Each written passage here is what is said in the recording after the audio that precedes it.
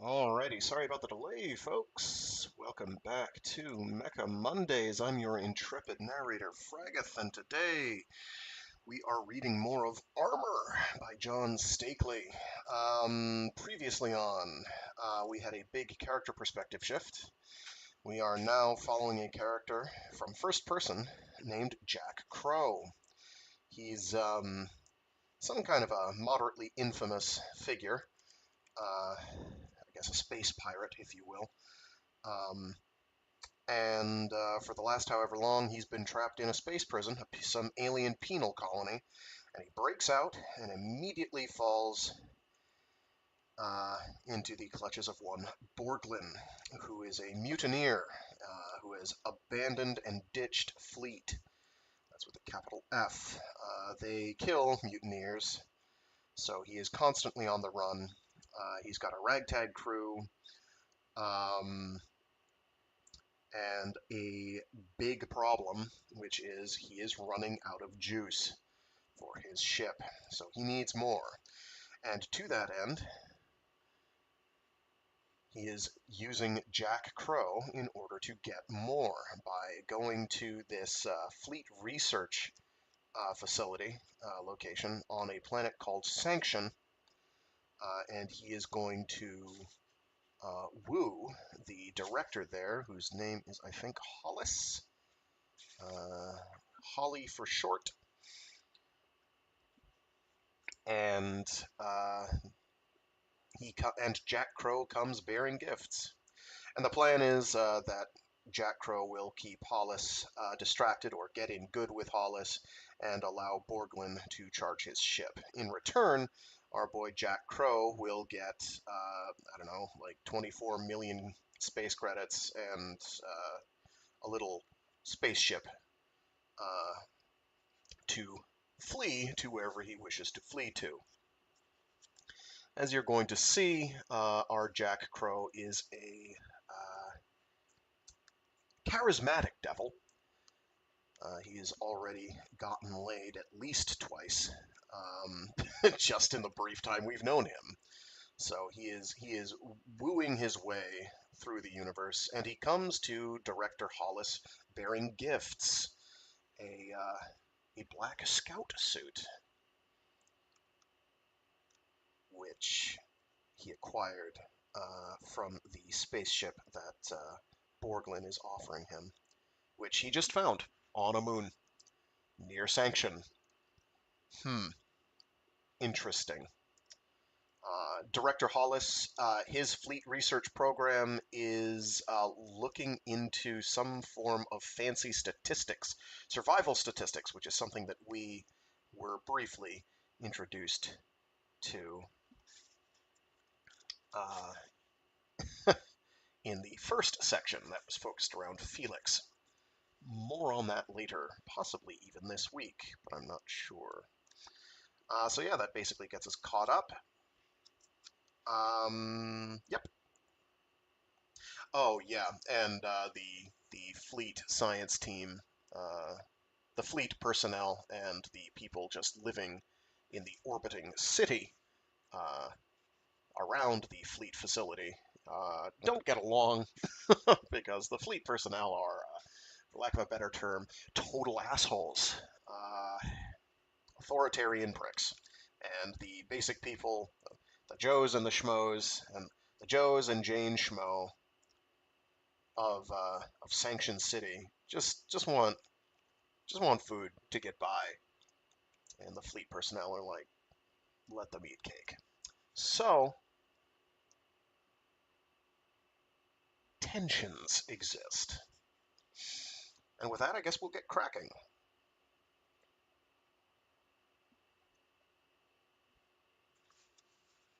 All right, let me just make sure this previous chapter I did was in fact a yes, it is. Excellent. Okay, let me get some water in me, and we'll get cracking.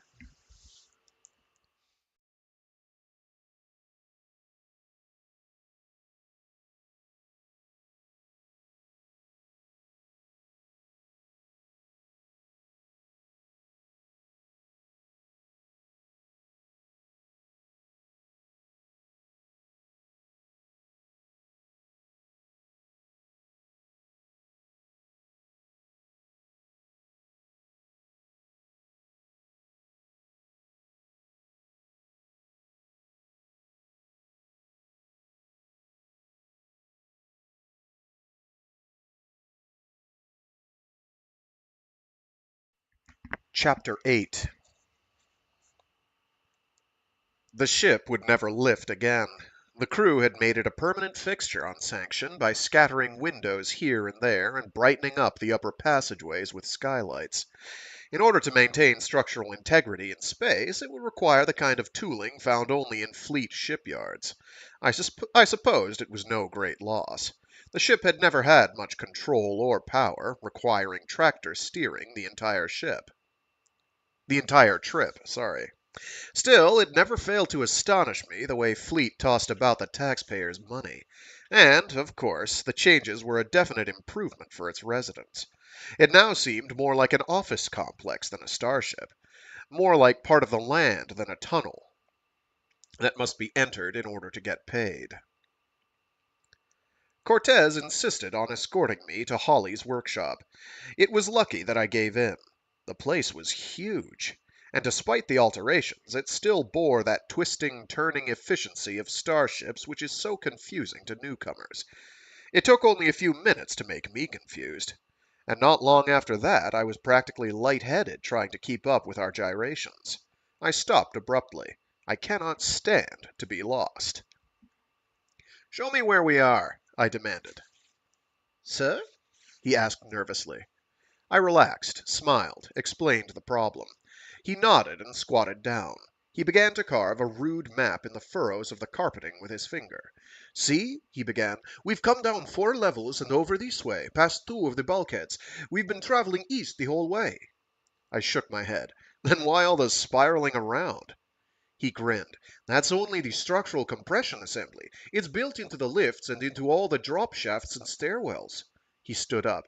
"It's a lot of bother, I know. And if you ask me, it's also a waste of good credits as long as we have the shield. But I will say one thing. When Fleet strands you in some God knows where for 3 years, they strand you safe." I was still hearing the part about the shield. I asked what shield. He looked surprised. "The defensive shield, of course. That's what I mean by compression assembly being a waste of credits. Nothing can get past that screen once it's in place, so we hardly need to be a fort to boot. And besides, I don't buy that structural compression idea anyhow. Conform doesn't bend. Conform doesn't bend, it cracks. I don't care how many knots you tie it into." Cortez continued to complain as we resumed our previous pace. Trying to follow what he was saying was all the more difficult as he seemed to think I already knew what he was talking about. And after a while I decided that that was a very good way to leave it. For what I was getting seemed to be crucial to Borglyn's little scheme. The main thing was the overall makeup of the project complex itself. It was a goddamn fortress. Heavy defensive screens were only the beginning of it, though I had never, in fact, counted on their being so powerful. After the screens came the shape of the dome itself, the structural compression assembly part. What SCA was, it turned out, was sort of a spring that ran connected throughout the outer bulkhead's ceiling in such a way as to allow the entire structure to compress when one side of it was attacked, like by heavy-bore artillery. There was more. 8 blazer cannon were installed within the outer rim of the complex, each controlled by the master ground control in the depths of the inner dome where the auxiliary control network had been when the ship was aloft. There were other things as well, blaze bomb catapults and a couple of dozen remote-controlled blazers as well. Evidently, some were useless, since the dome had been wedged into the foot of a small hill on its eastern edge. But that still left quite a nut to crack. I had to get busy in a hurry. I could think of at least 4 major perimeter systems alone that would have to be disengaged. Of course, the dome would still be a fort, but I doubted that would be enough to comfort any stragglers. At last we arrived in the passageway outside of Holly's chambers. "He sleeps and works here both," Cortez told me. "Sometimes he eats here too, they say." Then he keyed the outer door and we were inside. The waiting area was crowded with scientist types mumbling argumentatively around a conference table over which was strewn a bewildering array of computer printout viewers and chart screens. They looked up and eyed me rather drearily as we entered. It wasn't especially rude, only the kind of look any non-scientist, read mere mortal, would have received.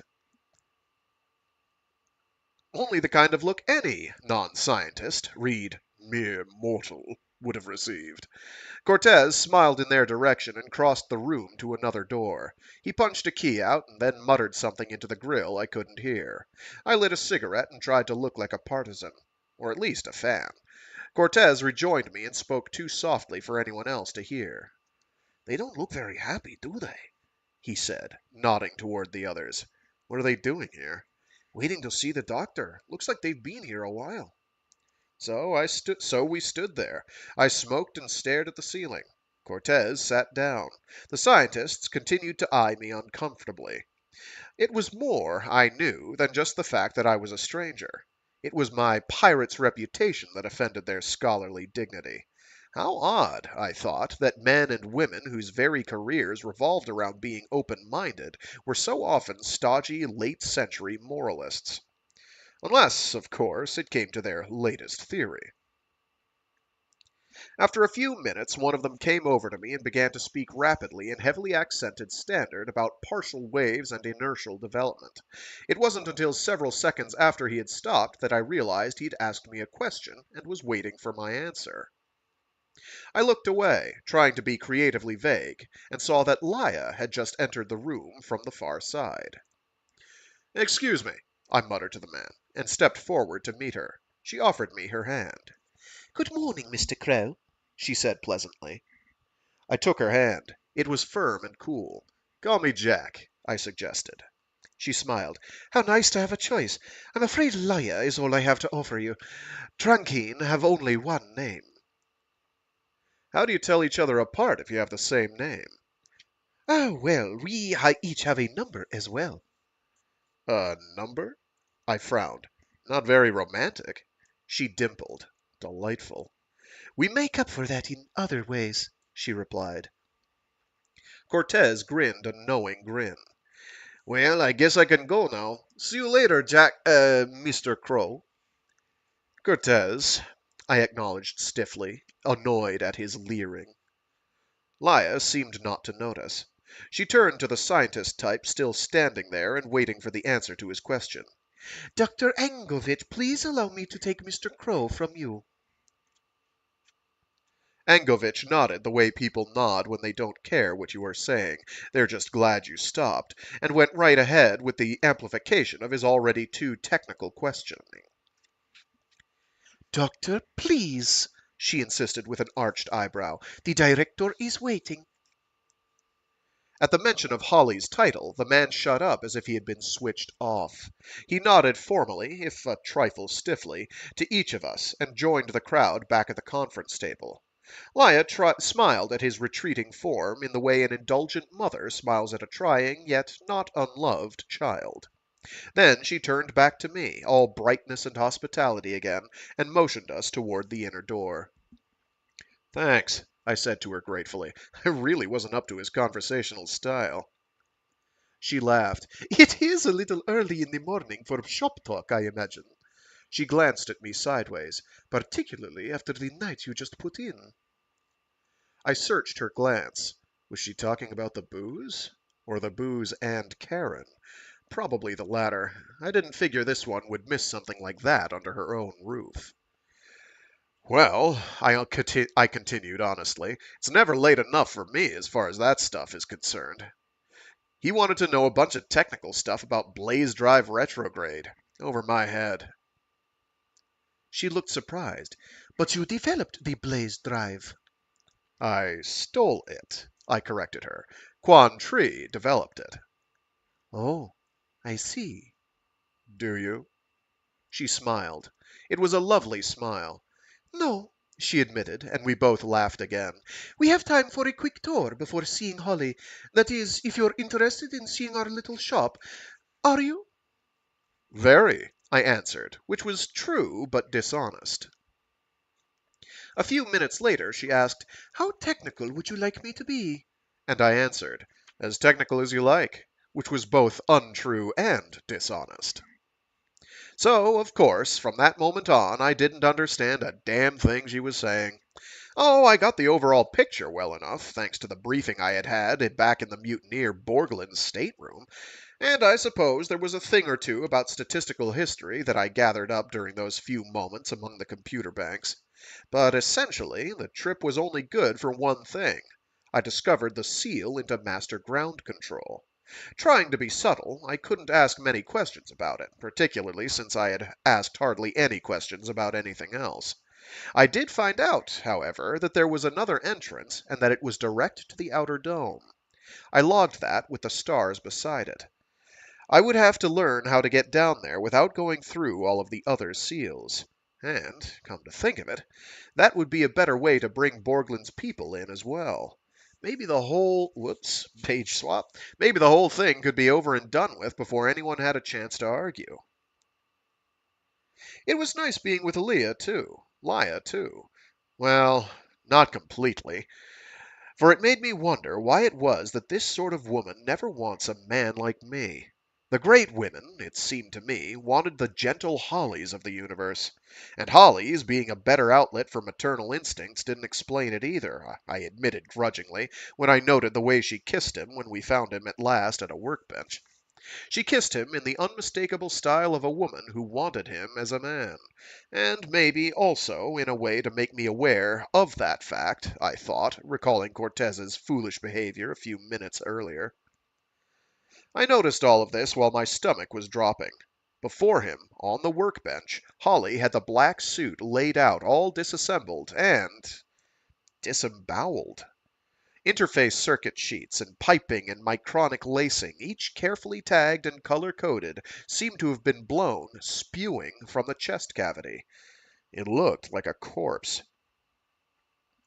It wasn't a corpse, and I knew that it wasn't, had known so since the first glance, however shaken I had felt, but still it looked dead. Not inanimate, not machine-like, dead. I shuddered. Leia noticed my movement. She nodded without taking her eyes off of it. "I hate that thing," she offered firmly. I nodded. So did I. Holly, wearing a headset, had evidently not heard my approach. But when I nodded, he must have caught the motion out of the corner of his eye. He turned to me and smiled and said, "Morning, Jack," in that too loud tone one has when feeling that irrational need to speak up over the level of earphones. He waved a prodder key toward the suit. "What d'you think? Huh?" he asked cheerfully, and, of course, loudly. I smiled, dumbly. Leia moved toward him with an indulgent grimace, motioning at him to remove the headset. Holly hadn't yet noticed her approach. With a smile toward me, he playfully extended the prodder key until it contacted the edge of the unfolded micronic lacing. As it touched, the right hand jerked into an armored fist. Leia gasped. We both jumped. Holly, still smiling, looked back and forth between our two pale faces a couple of times before getting the message. "Oh, shit!" he barked suddenly, as it dawned on him. He leaned back on his stool and unkeyed the power. "Sorry if I startled you," he said, slipping off the earphones and extending his palm. We shook hands. He waved at the suit. "Damned impressive, huh?" I nodded. A little spooky, too. Leia rubbed her arms briskly. "More than a little." "So, how's it going?" I asked. "Learn anything?" He looked sheepish. Having too much fun so far." I laughed. "What about the recorder pod? Have you played the coil?" He shook his head. "Something's wrong there. I'm having a lot of trouble with the display mode. I finally quit until I had a chance to fashion something with a more delicate touch than our standard gear. I'm afraid I might lose what little might be left otherwise." "You think some of it's been lost?" He shrugged. "It's years old, after all. Easy to lose your foundation charge in all that time. Passing through all those different fields." I frowned. "Well, I'm sorry, Holly. I had no idea." "Oh, no," he said hurriedly, appalled at the notion of my unease. "It's wonderful, Jack. Really, even without the coil it would be, and I'm sure I can tease out something of value. It's just a matter of tuning the output patterns." He glanced guiltily at the cluttered workbench. I should have been at it hours ago well, instead of playing soldier, offered Liah dryly, but gently. He grinned a shy grin, hid his hands in his pockets. Then, with a determined shrug, out they came once more. He faced the workbench with studied will. I'll get started right away, soon as I do a little rearranging. He began to sort through the tangle. Holly, Holly, called Liah with quiet emphasis. We didn't come here to make sure you were working, dear. He missed the signal. He nodded without turning. Just take a second. Liah smiled her exasperation at me rather than hide it. Holly, she tried again. Oh, there's no problem, he assured her in the same absent tone. It's just a matter of constructing a baffled relay. She sighed and gave up. She put a hand on his shoulder and made him turn him around, and turned him around. Her voice held the unmistakable shade of a cue, one damn well not to be ignored. Well, you don't have time to do it right this instant. Besides, it's lunchtime, and you've been wanting to talk to Jack since yesterday. You know you have, Holly, and I think it's a good time for the two of you to get acquainted. Holly had turned red at her words. He looked sheepishly at me again, like a little boy meeting the star of the vid instead of an all-universe brain. I smiled encouragingly in return while admonishing myself never to get the two personalities confused. He may be a kid, but he was the smartest one I had ever seen. Lunch was awkward. Holly, away from his lab, was pure adolescent where I was concerned. He stumbled and started and in all ways looked the part of somebody with a million questions burning inside but afraid to ask them for fear of looking as awkward as he felt. It made me nervous. I knew what he wanted, of course. Jack Crow stories. But I really wasn't up for that, for some reason. I wasn't really up to that for some reason. I made do with the tales of tales and a little name dropping. That's Tails of Tales. And a little name dropping. Some of it was true. As soon as I could, I tried to get the subject back onto Holly's work and my alleged fascination with it, not to mention my eagerness to help. What made you so interested? Asked Liah. I don't know why I'm doing that. Why can't I just be consistent? Because I don't know how it's pronounced. Lya. I'm going with Liah. I'm going to probably say Leah sometimes. It's the same person. What made you so interested? Asked Liah in an innocent tone I couldn't quite be sure of. I mumbled something in return, moving quickly to, The thing is, Holly, I'm not sure if I can be of any help at all. This is all pretty technical to me. Which was a good way to avoid substance and complicated lies, while sliding in a complimentary and admiring tone toward Holly. Holly loved it, launching into a long and unconvincing diatribe about how he could always use what he referred to as conceptual help, which meant, essentially, thinking up areas of research instead of concentrating on specific data as only a trained tech could do. He was full of shit. But he meant well, I knew. And clearly he did seem to believe that having me around was going to be worth his while, if only so he could gawk at me.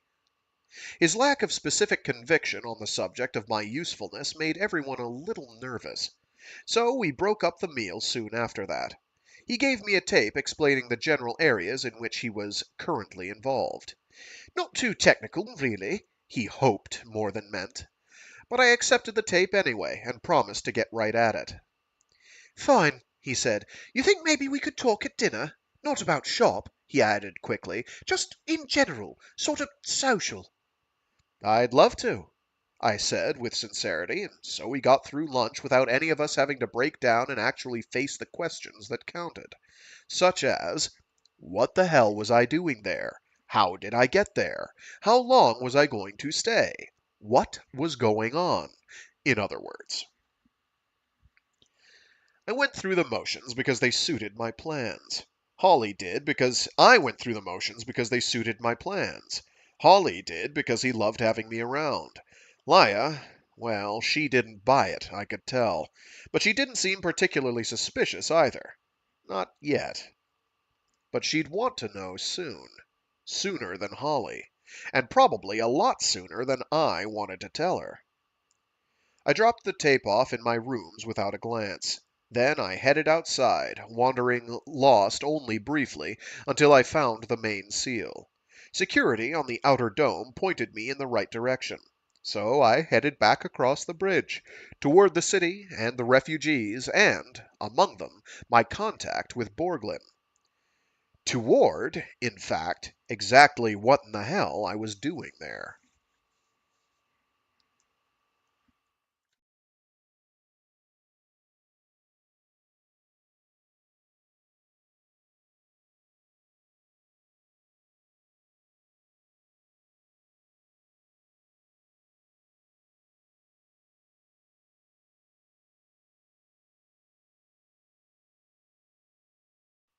Chapter 9. I stopped on the near side of the bridge and lit a cigarette. Before me, due west, a storm was spilling over the top of the shale bluffs that formed the far perimeter of the valley. Thick blue mists, trailing faint tendrils, were beginning to darken the shade of the rock. A gentle glimmering moisture was gliding down the slope toward the city. I figured the storm would be on the bridge in less than an hour. I blew out smoke and glanced around. It was the first opportunity I had had to get my bearings. Here it was still a busy day. Oh my gosh. Here it was still a pretty day. Here it was damn near Earth. Sloping flatlands, blue sky, a clear blue river that sparkled cheerfully past the milk-white complex dome. I shook my head in wonder. It wasn't Earth at all. But it could have been. I had been to maybe 2 dozen planets like this. None of them had been Earth either. But they were man places just the same. It gave me the creeps. Some thinker types claimed it was because Homo sap was the perfect model for the universe. Homo sape, sorry. Some thinker types claimed it was because Homo sape was the perfect model for the universe. They cited things like the bisymmetry and opposing limbs and, ever since finding ants, something called adaptation by individual to explain it. These weren't just made for man, they said. Man was made for them. Man was the model. I didn't buy it. I had drunk water and swatted flies on alien soil again and again, and they had been man places. I had felt that with a subtle certainty. I still did. Another idea used the model for the universe bit as well, but extended it to mean that there were Homo sapes out there who had nothing to do with Earth at all. These other guys were supposed to have sprung full blown from another place, but be just like us. The thinkers who thought this thought something else. They thought we would run into them, and soon. A statistical certainty, they claimed, that these other sapes would be along. I remember once seeing a vid on it with one guy claiming they would show up any minute and another guy boshing it with the question of how would we know if we ran into a new bunch or not, as spread out and weird as we already were. Maybe they were already here and we didn't know it. The guy had added and laughed. The first guy hadn't laughed at all. He had just smiled politely. But his smile and the courtesy didn't stop the twinkle in his eyes from coming across. That had given me the creeps, too. Man places. I glanced back across the river toward the squalor of the city. Whoever these new folks were, I sure hope they were neater. We're quite a bunch, I believe, but it's obscene what we do to our worlds. It took me half an hour to reach the edge of the mess. The city's eastern boundary was marked by a second bridge that crossed what had once been a gently babbling brook. It was mostly sewer now. I stopped at the far end of the bridge, hesitant to go any farther. The rain was really coming down now. Clouds of it whipped up and down the narrow passages between the junk pile homes, rusting everything that wasn't treated, driving everyone indoors, and, of course, making more mud. I noted a couple of boot prints that looked knee-deep and shuddered. I didn't want to go in there. It wasn't just the mud. It wasn't just that this was another refugee camp, for I had seen those plenty of times. It was... Even without the drive... Embarrassing. Even without the driving rain, the city was dark. Dark and dreary and hopeless and clogged with despair. It was the Ant War, maybe, and the fleet project sneering downward at them. There was a texture of paranoia, a tragic uneasiness. Guilt. It wasn't a happy place. I took a deep breath and stepped calf deep into the mud. It got a little better as I worked my way up from the creek bank toward the central square, head bowed against the rain and my boots splashing against the minor torrents of runoff rain. Borglyn had said I would know which passage to take by a huge steeple constructed at the entrance of one of the paths. There was no sign of anything even faintly religious from where I stood, but that could simply have been the weather. It was now dark enough for sundown. I shrugged and picked the widest lane. It shrunk so fast it made your heart ache, ending abruptly against a sheer wall of curved and warped plasteel 3 stories high. I backed out and turned around eagerly. The next lane was worse. It narrowed at the first bend and then narrowed again at the second. There were 2 more sharp twists within the next few meters, making the passage tunnel-like beneath jutting scags of warped bulkhead plates. I paused in the darkness to wipe the rain from my eyes. From the shadows to my right came a long, wheezing moan. I blinked, took a soggy, slippery step toward the sound. I heard the moan again, and saw, tucked uneasily into what had once been an emergency recess panel, an old man. He was wrapped up poorly against the rain and growing cold with the sort of rags that this place would have created.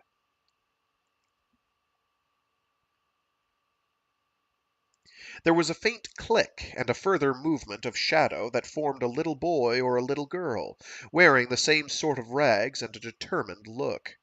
A knife gleamed dully in a tiny but steady hand. "You want something, mister?"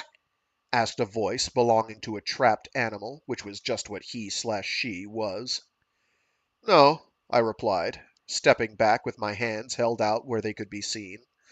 I backed away a few more steps, then stopped. "I'm looking for the steeple," I called into the shadows. "You know where that is?" There was no reply. I repeated my question and waited. Then I moved back up the path, again holding my hands where they could be seen. The recess was empty. No ragged old man, no desperate child. Both had disappeared into the maze of the place. I knew better than to pursue that determined kid. I backed out around the corners and started up the next path. A few steps up there was a piercing flash of lightning out of the east, followed by a truly awful peal of thunder. Between shaking from one and jumping at the other, I caught sight of what had once been the steeple. It lay over on one side, blocking the passageway. It was black with soot from a recent fire. I stepped through the charred latticework of its universal elongated pyramid design. The spot where I braced myself was already worn smooth from the passage of many other muddy fingertips. The going got a little easier after that. Easier to see, anyway, for people were starting to turn their lights on inside their little cubicles or apartments or monks' cells or whatever you should call the junk around a refugee village. Apartments seems best, if you can imagine a giant like, say, Thor ripping apart spacecraft, just tearing cabins loose one by one like a child separating the petals on a flower, and then stacking what was left to make 3-story nightmares. I couldn't imagine what made them huddle on top of one another like that. Sure, some of the buildings were made up of whole bulkhead seals on end, and they usually came in threes. but most of the junk had just been wedged up there on purpose, as if they were shoved together by the timid members of some herd, ready to accept anything, even smothering, to avoid the outer edges of the campfire where wolves could prowl and chase. It wouldn't matter to those folk that the wolves were inside with them. A new planet carries a primordial chill. Anyway, mid-afternoon or not, the lights were beginning to come on. The rain had shrunk to little more than a sprinkling trickle. The thunder continued, but it was a distant rumble now accompanied by distant swellings of orange light rising unevenly from the edges of the craggy, twisted skyline. Borglyn had told me that once I had found the steeple, I would be home free. He had said to stay on the main path with the steeple all the way to the end, and I would be there. It was a lot easier trip the way he had told it. I was beginning to get an idea as to the size of this place. Within the next 100 meters or so, I must have passed a dozen side paths, many of which were just as impressive as the one I was following. I trusted to direction for the most part, though even with this policy I ran the risk of getting lost. Everything twisted here. Every path, every alley, every bulkhead. I didn't even bother to try to ignore what that could have meant omen-wise. The way things were looking so far, I was already screwed anyway. It beats prison, I caught myself saying once out loud, and wondered how often that had happened without my having noticed it before. Just about then, it all got a little tighter. I saw the bouncing, bobbing glow of their lamps first, coming around a corner of one of the side paths. Instinctively, I crouched back into a recess as they appeared. There were 5 of them, all men it seemed in that light, stumbling hurriedly into the passage just ahead of me. 3 of them carried lamps. 2 of them dragged, someone between them. All had a knife or a club or some sort of weapon. They increased their pace when they got onto the passageway I had been following, looking back over their collective shoulders. Oh, sorry. Looking back over their collective shoulders for pursuit. I held still where I was to give them a chance to put a little distance between us. I was now no longer sure whether or not I wanted to continue. Well, let's say I knew I didn't want to go up behind them. I had never wanted to go. But now I wasn't sure whether I should. But I didn't want to get brained as one of the pursuers they obviously expected. But, on the other hand, the pursuit showed up then, answering it for me.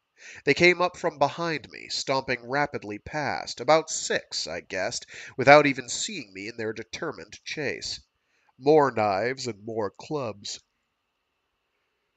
I shuddered to think what would have happened if I had been standing in the middle of the path like the hapless fool I was when they had rounded the corner. Would they have stopped to see who I was? Or would they have simply splattered me first, as a matter of course? At any rate, they were past, and I was safe, and the best thing to do was leave the way I came. But I followed with only slight hesitation. It was tough keeping up with this bunch. They moved very quickly through the muck, without need for lights or whispered instructions. They seemed to know a lot more about their surroundings than the first group. They lost me. Try as I might, I couldn't keep up with their stealthy, lethal gait. But I did get there in time for the fight. I heard it before I saw it. Grunts and groans, boots stomping into mud and faces, the air whirring of metal bludgeons swung wide and hard. I skidded to a halt in the mud at the first sound of anguish and crept around the last bend. It was impossible to tell which side was which, but I counted on the faster movers being the better fighters. From that reckoning, the chasers were beating the living hell out of the chased. The lamps were scattered about, sinking into the mud. From their dim, ghostly glows I could just see a lone man through the moving forest of arms and legs up ahead of the struggle. He was crawling along somewhat frantically, dragging the limp form of another. The prisoner from before, obviously. He was trying to reach the entrance of a building which loomed like a cave mouth before him. Belatedly, I realized that this building was my destination as well, for it marked the end of this passageway. Just then, a figure burst loose from the struggle and leaped toward the one doing the dragging. He held a pipe in one muddy fist. The man on the ground released his burden and jumped to his feet to meet the charge. He showed a long, ugly knife. The two sparred for a few moments, dodging and feinting with their respective weapons. Then they closed. There was a spark as they grappled, a sudden twisting urgency. Then the man with the knife slid to the mud between the other's feet. The victor dropped his pipe in favor of the knife and moved over to the figure on the ground. The rest of the fighting was over, the pursuers having finished the job on the pursued. The remaining 5 rushed over to join the man with the knife huddling over the now liberated prisoner. Great effort was put into trying to inject a little life into the limp form. Someone lifted the head and gave the face a gentle slap. That was when I saw that it was a girl. But the fighting wasn't over. The cave mouth was suddenly filled with more men carrying more clubs and pipes and knives. The girl was dropped gently back into the mud and the killing began again. More sparks and more groans. Someone died sinking to his knees and clutching the knife stuck into his chest to the hilt. Someone else died quicker when a pipe connected with an awful crunching noise. It was very fast. And it was the same as before. Whoever she was important to them. The rescuers fought so well for her that I thought the whole thing was over in a moment. And it would have been. But just as they went to pick her up and carry her away for once and for all, a huge fat man loomed into view from the dead-end shadows, carrying a blazer in his right fist. The blue arcing beam blinded me as it burst from the shadows. I heard screams and several men trying to run, but by then it was too late. Had been when he had appeared. In seconds, each of the 5 lay dead, seared through by the latest of man's new clubs.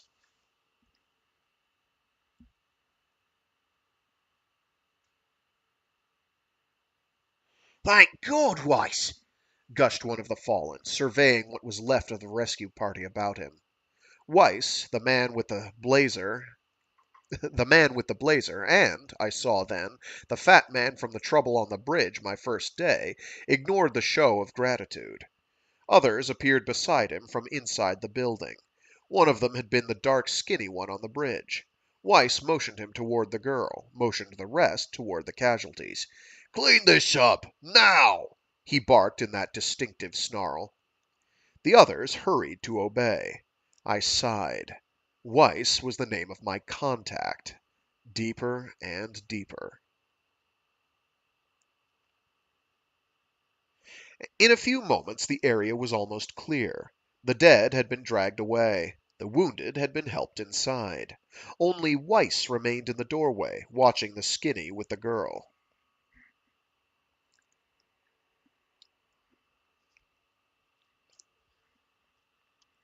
Gettle, whispered Weiss impatiently to the skinny. Is she awake? Gettle spoke without taking his eyes from her. Well, I thought she was. Weiss surveyed the area warily. Well, never mind. Well, never mind now. Just bring her in. Come on, he ordered bluntly. With one last glance around, he slipped back into the shadows of the doorway.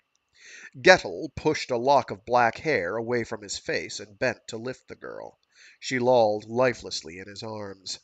Then they, too, were gone. I gave them maybe 2 seconds before I started my splashing, sloshing way across the clearing toward the doorway. I stopped just outside the opening, listening. I knew what was coming, but that didn't mean I wanted to become part of it. I heard footsteps just inside the door on a rickety stairway that creaked and rustled rhythmically. I slipped inside and followed the sound. In the dim lamp shining down the stairwell, I saw her make her move. He had had her in a fireman's carry to negotiate the narrow passage.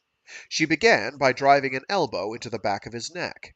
Collapsed stunned to his knees, arms up to protect his face. Her feet dribbled against his chest. A flat-handed smack against his forehead. Then she leaped easily over him and trotted down the stairs and froze stock still before me. Her eyes shone wide and spectacular in the lamp. So deep, so green, emeralds floating, glistening. I blocked her first forearm, sidestepped the kick, and brought her shoulder out of position for the killing blow by pulling her roughly and unexpectedly to me. She gasped as her incredible eyes, met mine. Was it recognition, astonishment at her effect on me? Was it a reciprocal delight? Maybe, possibly. I blocked another forearm, slipped a flat-hand uppercut, twisted beside her kick, and did nothing. Nothing at all. I didn't fight back, had no thoughts of doing so. I just didn't want her to hurt me. Or maybe, I thought suddenly, I just don't want her to leave.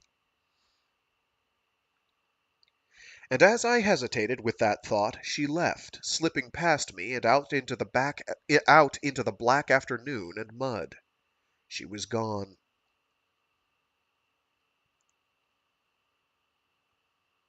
I closed my eyes. Hers floated clearly still before me. Such eyes! Gettle was coming too. I wrestled him out of his impossible position on the stairs. "Come on, Gettle, we've got to get to Weiss," I urged him. Huh? What? Weiss? He mumbled dazedly. "Yeah, Weiss, come on," I added conspiratorially. "We've got to tell him what really happened." He sat up, holding his head. What are you... Hey! The girl! Where's the girl? That's it, Gettle. The girl's gone off. We've got to tell Weiss. Hurry up, damn you! I dragged him to his feet and shoved him a couple of steps up the stairs. He stopped, still hesitant. I shoved him again. "Damn it, Gettle! You want him to find out from somebody else?" That did it. Mumbling, "Yeah, yeah, yeah," he staggered ahead, semi-waving for me to follow. I did, and so we passed through much of the labyrinth that made up Weiss's lair. Gettle, weaving and stumbling and not quite running into things up ahead of me, led us down several faintly illuminated corridors and through several manned doorways. For the most part, I ignored the scum standing guard. Occasionally, when one looked too alarmed at my presence, I would wink or shrug or smile and gesture obscenely at Gettle's lack of coordination. That got me up several flights of stairs and through many ugly possibilities. Suddenly, Gettle stopped. He slumped down to the floor before a handful of steps jury-rigged to make easier the transition from one level to another that was, on second glance, a joint between plasteel bulkheads from two different ships. He held his head with both hands. He rocked forward on his buttocks, grimacing in pain. She, eyes, had really belted him. I stifled a smile and leaned forward to help him up. He glanced up at me in bewilderment. "Who are you?" he asked before recognition descended. You! He screeched in an uneven, harsh whisper before I clamped my right hand around his throat. I didn't waste time with threats. I simply lifted him to his feet from there, gripping down on his throat as much as I figured he could take. Once on his feet, I pressed the back of his head against the wall just beneath a lamp. His face looked green and scared. It had every reason to be. "Weiss!" I hissed meaningfully, flexing my fingers. "Weiss!" He didn't even have to think about it. He gestured with one limp hand, and off we went again. I removed my fingers from his throat, but retained a firm grip on his left shoulder as we moved along. He knew what was what. The only hazard was a guard standing before the most impressive door we had passed so far. It was made out of something that was either wood or could pass for it. It was wide and squat and had a huge door latch. It was obviously the boss's place. The guard eased forward from just off the side and raised a huge right arm in a gesture meant to slow us down for proper admittance procedure. I kicked him in the balls. We both stepped over him. Gettle worked the latch. I slammed him through the opening door and faced Weiss, standing up angrily on the far side of his messy office. You, crow! He shouted angrily and reached down for what I figured was a blazer. I ignored him. I found what passed for an easy chair in that dump and plopped down in it across from the desk. Gettle was doubled over on the floor, whimpering. I ignored him. I ignored him, too. Weiss came around from behind the desk, carrying the blazer. He stopped beside Gettle and glowered at the pair of us. He was mad. What's the idea, crow? You still trying to show everybody how tough you are? He looked down at Gettle again and shook his head. I'm getting pretty sick of you, he added menacingly, tightening his grip on the blazer. I lit a cigarette. Does Borglyn know you're using his blazer to carve up locals? I asked calmly. The blazer's mine, he retorted furiously. What I do with it is my business. Get that straight. He slammed the pistol from one hand to the other for emphasis, and then pointed the butt at me. And get this, too. You keep stomping around here playing big man with my men, and I'm going to show you just how lucky you were that first time. There was a loud banging on the stairs outside, followed by 5 lackeys jamming themselves into the room. Gettle looked up at their approach and smiled sourly at me through bleeding lips. He stood up straight and joined them while they took turns staring back and forth between Weiss and me and waiting for the order to sick 'em. Weiss gestured meaningfully in their direction before continuing. You got it, crow? We can get done what needs getting done, or it can get tough. What's it gonna be? I had been watching this whole deal from a distance, without feeling or rhythm. It was a long-hated feeling, like being a step behind. It blundered me ahead badly. "I'll tell you, Weiss," I began, all thumbs. "I don't much care. We can work if you want." I tapped an ash to the floor. "But we don't have to, and I'm not sure I like the idea anyway." And then I stood up, abruptly, anger roaring through me from out of nowhere. I slammed the cigarette to the floor, scattering sparks. I'm tired of dealing with scum like this, with cowards and deserters and bullies. Your threats don't mean anything to me. I can still go either way. I pointed a shaking finger. I pounded you once. I can pound you again. And I can crater this bunch at the same time. I wheeled toward them. Who wants to be first? Gettle answered in a low, sinister tone. Maybe everyone. That's fine, too, I retorted, now shaking all over. Weiss stared at me like I was crazy, which, of course, I was. I don't know. That cloudy picture. Weiss, Borglyn, me. We were all so bizarre. Especially me. Weiss kept staring for several moments, then relaxed. He sighed, shook his head. Was that compassion I saw in his eyes? Or flat pity? "Say the word," prompted Gettle, tensing. Shut up, Gettle, barked Weiss, suddenly angry again. Shut up and get the hell out. Gettle and company stared at him, unbelieving. But they left. Slowly for Gettle, hoping for a change of heart. It didn't happen. We were alone. Weiss nodded toward the closing door. Him, I ought to let you stomp again, he suggested, going back around to his desk. "Didn't the first time," I offered, resuming my seat. "Some girl was doing that on my way in." That froze him halfway into his chair. What? Is she gone? I nodded. We passed over his whimpers. Why did you stop her? What for? I asked, lighting another cigarette. Far as I know, that's her job around here, to teach you punks what tough is. He mumbled something angrily at me under his breath and left. I sat and smoked and listened to him growling orders to his people in the hallway. He came back in after a full minute of that and resumed his seat. He looked disgusted.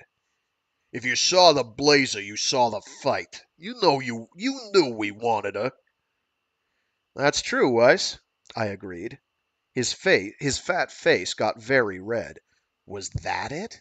Was it my always just hating fat men? You rotten son of a bitch, He growled, accusing. What the hell do your little local feuds have to do with me? I've got nothing to do with that. He blinked. His anger disappeared. He looked genuinely surprised. You mean you really don't know? Huh? I blurted, as stupidly as I felt. Know what? But he just shook his head again. Never mind, He said. He sat forward in his chair and reached for a cigar. His voice was businesslike. What about the project's defense screens? Can you get to 'em? I can do it. When do you need it? Don't know yet, he said, lighting his cigar. We may want to wait a while. How long? Don't know yet, he repeated, eyeing me. Maybe as long as a standard month. Can you handle that? What's your setup over there with those people? Just let me know. Weiss puffed a couple of irritated puffs. All right, Crow. Go ahead and play independent. But you may need me later on. Not likely, I replied coldly. Okay, damn it, he retorted, stung. Just tell me this much. What do they know about me? You? I echoed, surprised. Nothing. Well, then, what do you plan to tell them when they find out you've been coming here? Or did you really think there were secrets in a place this small? I felt my cheeks heating up with embarrassment. I hadn't even considered the problem. Even worse, Weiss could see that I hadn't. But he let it slide. Tell them we met in Elir, he pushed on, during your piracy trial. I sat up. What do you know about that? I know about it. Saw most of it. Cost me a half term's worth of credits for court tickets. He smiled then. But I was there at the end. Now what the hell was this? Admiration? Damn the bastard! Well, sorry to disappoint you by getting off, I said sourly, which was damned idiotic for me to say. But why the hell not? I was being an idiot, wasn't I? I stood up to leave before I got any worse.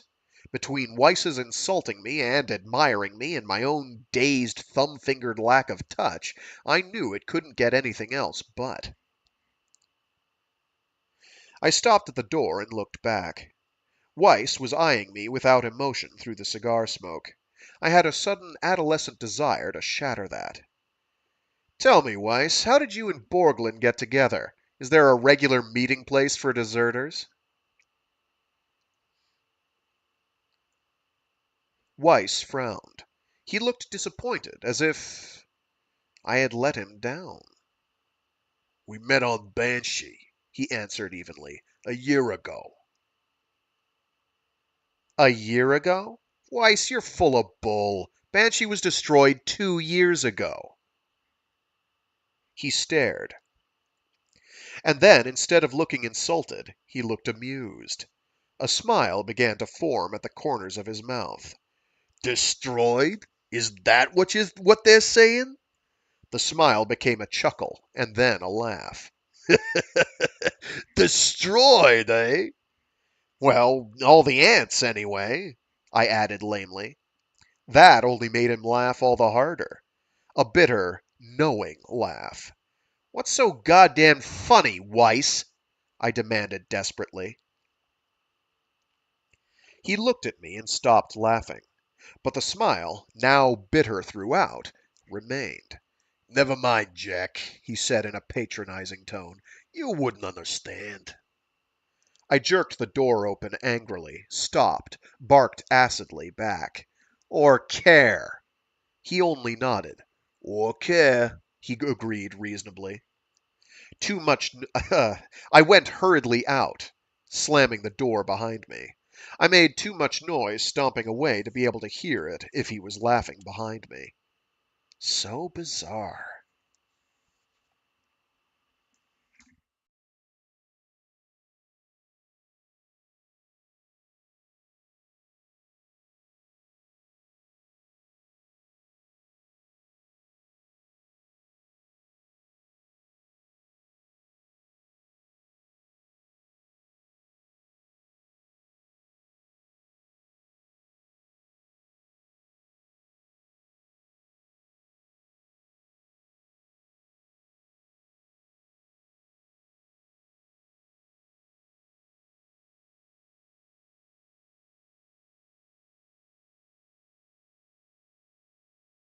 Chapter 10. Grumbling, I retraced my steps back through the maze. The rain was over for now. The last bit of sunlight slanted out over the western bluffs and sparkled, steaming, on the grimy rooftops. There were several people out, milling around and surveying storm damage. Some were already busy with repairs. Much of their work appeared to my untrained eye as little more than gluing seams back together. I saw no more dying old men, no more fierce children. I figured I still had a couple of hours before my dinner time/showdown with Holly and Laya. I decided to get a drink. The way back was harder. Clouds soon obscured the last of the sun, making it even darker than before. Yellow pools of light spilled out at me from doorways and windows, and hatches opened wide to combat the heavy humidity.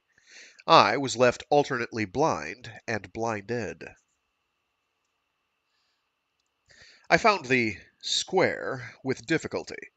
It had become, with the rain, a broad reflecting pool, and without any lighting of its own, it was visible only by the gliding contrasts between long shadows cast, spreading and bobbing, across its surface by the ghostly forms tiptoeing around its outer perimeter. I stood at its edge for a few minutes, staring idly at the glimmering patterns on the water. I was hoping some general direction would emerge from the eerie traffic, but none did. People sloshed in and out from all directions with no hint of common purpose. Heads down and peering Heads down and peering determinedly before them into the gloom, they showed not the slightest interest in anything beyond their individual missions. There was no curiosity about me, no recognition with one another. No one spoke. The only thing these people did together was huddle wall to wall, at least at night. But surely they gathered to drink. Every settlement builds a saloon of sorts. Usually it's the first thing they build. I could have asked someone, but I didn't want to question those shadows. And they didn't want me to either. Instead, I picked a direction away from the pool and found it right away. It was a long, dull rectangular structure with a pair of cheap plastic facade windows hanging along one wall at a uniform slant from a single brad. The windows were significant in that they were the only attempt at decor that I could recall having seen in the city. Maybe because of that, or maybe because they were just so cheap, they made it worse instead of better. They had been designed to look like they belonged in any modern Terran city, but they didn't. They belonged here. There was one good sign. A half-dozen horses stood outside, tethered to a small boy sleeping on the stoop. If the local ranchers came here, it probably meant that this was the best place. Or maybe the only place, which was the same thing. I stepped up out of the mud onto the stoop, which squeaked and shook with my weight just enough to rouse the boy from one dream to another without disturbing his tight, two-fisted grip on the reins. The door dragged open inwardly just as I reached for the catch, and I had to step back into the mud to make way for a rancher who staggered out clutching a jug of syntho and giggling. He took a short sip from the jug. He took a deep breath and stretched, looking around. Then he hopped, flat-footed, into the mud, sprinkling a halo of flecks from each boot heel. This made him giggle harder.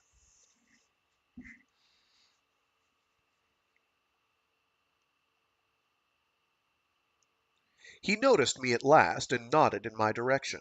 He offered me a swig from the jug. His eyes were dancing as though I was in on the joke. It didn't matter that I wasn't. His bubbling giggle was plenty by itself, full of wicked mischief and infectious as hell. I was already grinning by the time I got the proffered jug to my lips, making for a sloppy swallow that increased his laughter all the more. I had another drop and handed it back, grinning like a fool and thinking that this was exactly why I had come. The doorway filled suddenly with the other 5 horsemen who were laughing just as hard as the first, if not nearly so well. The first man could have been my age or half that or something in between. But the others were young men, younger even than Holly, and they treated the giggler as their leader, stomping loudly off of the stoop into the mud and arranging their young grins in a tight semicircle before him.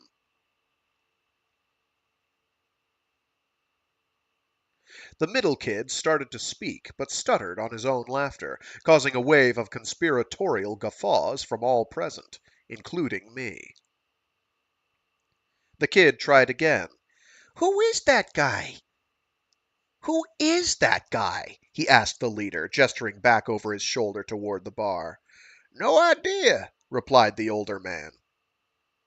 "What the hell did he want with you, anyway?" asked another of the 5. "He just wanted you to watch him propose?" asked another before there was a chance to answer. "Looks like," suggested the leader with another swig. "What for?" asked the first kid. The leader smiled. "Dunno. Maybe he was just tired of getting turned down alone." "Didn't look tired to me," offered still another kid. "Hell, he must have asked a dozen women in just the time we've been here." "Must be in some hurry to get married," said the first one. I'm lost. I don't remember. I don't know who's which, and I'm just having to make up voices on the fly. Let's go. "Did you see that last one? Ugh." "Serve him right if she'd said yes," said somebody. "Can you imagine being married to that?"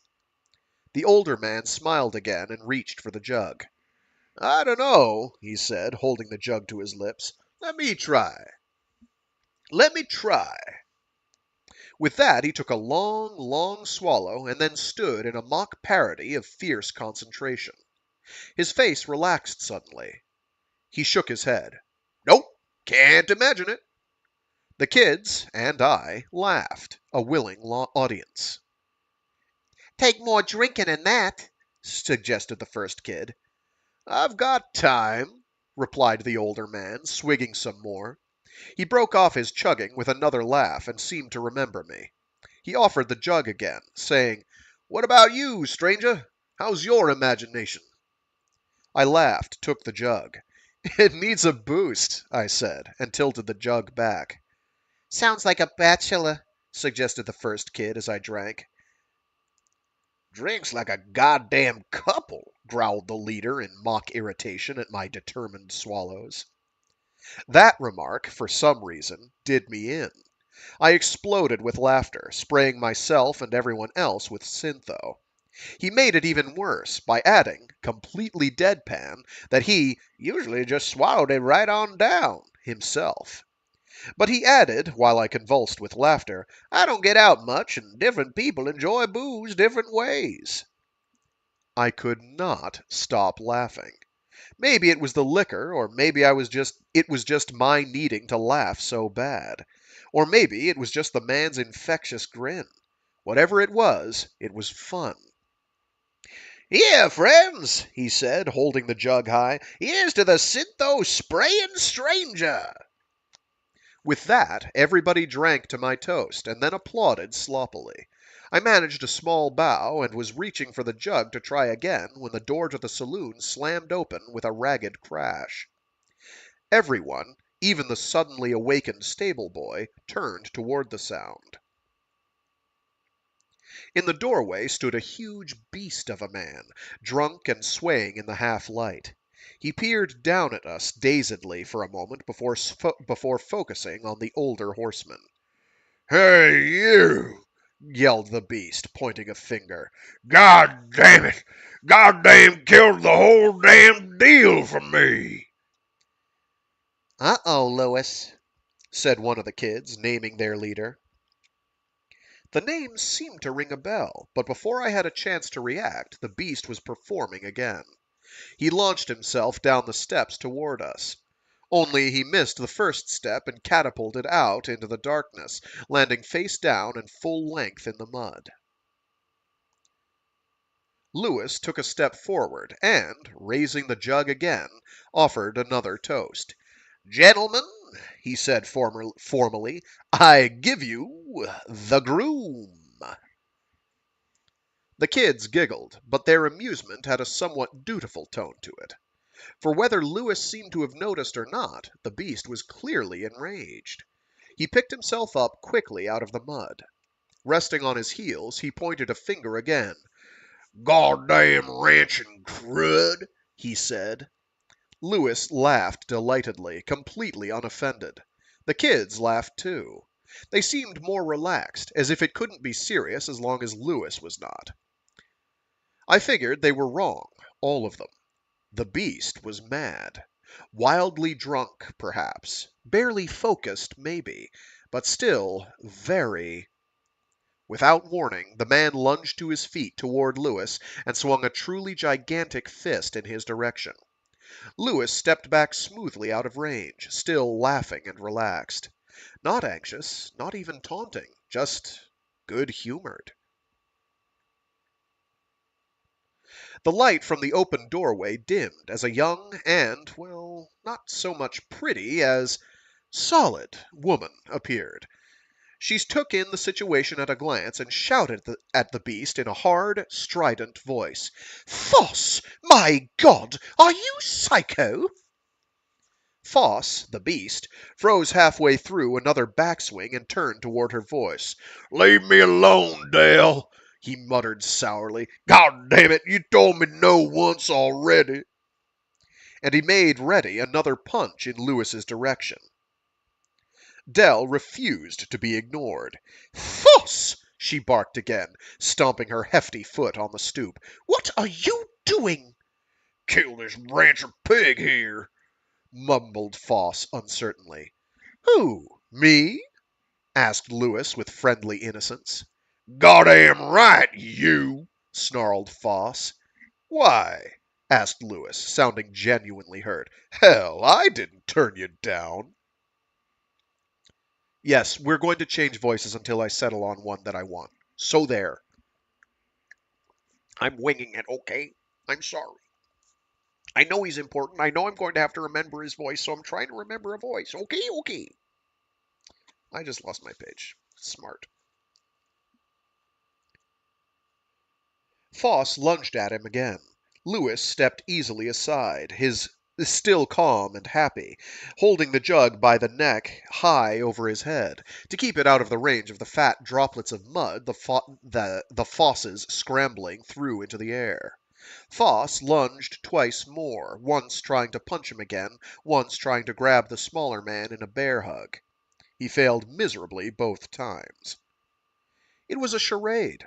Foss stomped and missed, and Lewis dodged and smiled, and Dell looked worried, and the kids giggled. But it was a lot worse than it appeared. It was still serious as hell. Foss was not harmless. In fact, he wasn't even that bad. Lewis just moved so smoothly that it looked that way. That, and the way Lewis kept smiling, made the whole thing appear to be a joke. It was great. I was grinning myself, unabashedly delighted with Lewis. He just would not get angry, no matter how close Foss came. He simply refused. It was a talent I could use a little of myself. Well, more than a little. Stop this, Foss! shouted Dell after it seemed to be going on forever. She came running down the steps toward us, scattering the kids who were still watching eagerly, their mouths now sagging open at half-mast between laughter and concern, and ready to go either way. Stop this! Dell repeated. I'm for that, offered Lewis, taking a swig. I'm for that. offered Lewis, taking a swig. Dell pushed between the two, her hands resting firmly against Foss's muddy chest. Foss ignored her, shouting past her to Lewis. Shut up, you son bitch.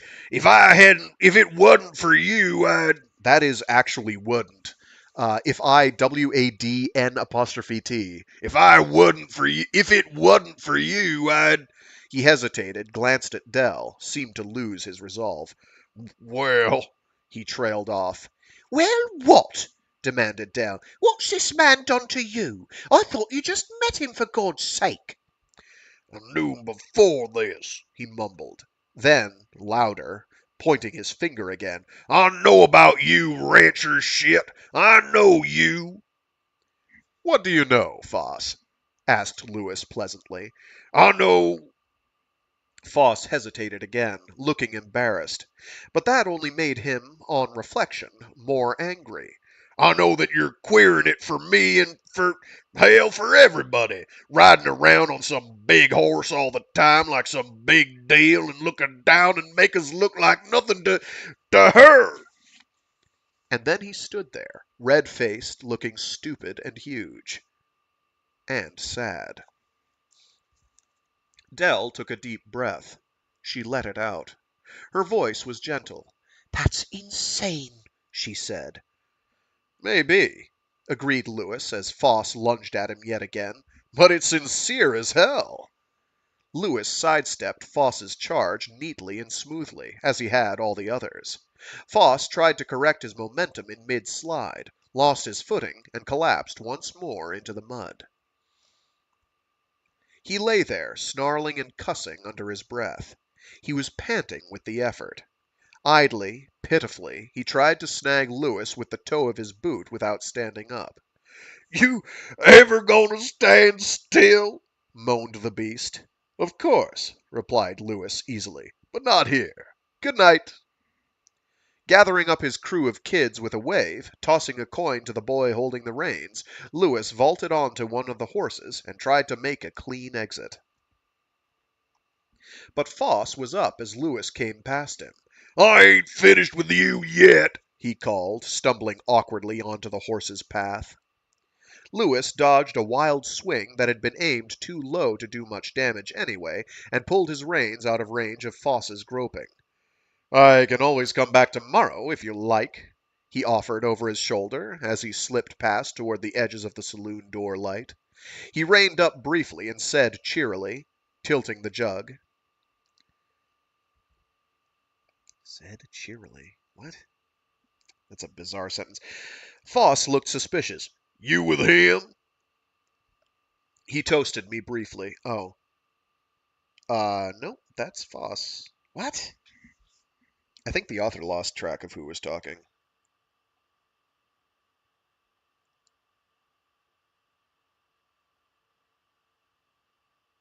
Give me a sec here. Lewis dodged a wild swing that had been aimed too low to do much damage anyway and pulled his reins out of range in Foss's groping. I can always come back tomorrow, if you like, he offered over his shoulder as he slipped past toward the edges of the saloon door light. What? He's on a horse. Okay. He reined up briefly and said cheerily, tilting the jug. Period. That doesn't make sense. Editors, get editors. People, get editors. Editors that do their jobs, please. Foss looked suspicious. You with him? He toasted briefly. Here's to you, stranger. Take care, he said cheerily, tilting the jug. Okay, yes. This is why we need editors. So they did... Because then the next section says, Foss looked suspicious. You with him, he demanded, sourly to me. Oh my god. So now I'm trying to staple together where the correct, accurate text portions are supposed to be. So Foss looked suspicious. The next section is fine. It's where's the cheerily?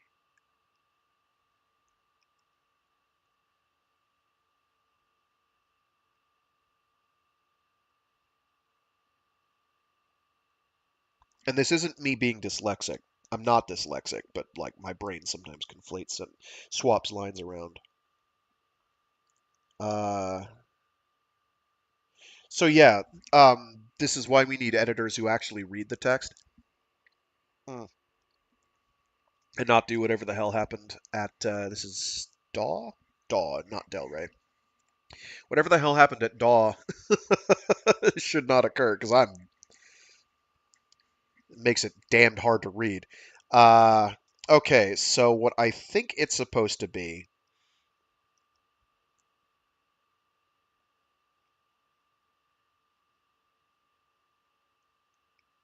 But Foss was up as Lewis came past him. I ain't finished with you yet. He called, stumbling awkwardly onto the horse's path. Lewis dodged a wild swing that had been aimed too low to do much damage anyway, and pulled his reins out of range of Foss's groping. I can always come back tomorrow if you like, he offered over his shoulder as he slipped past toward the edges of the saloon door light. He reined up briefly and said, Jesus. I yeah, that's where the problems are. Oh, okay.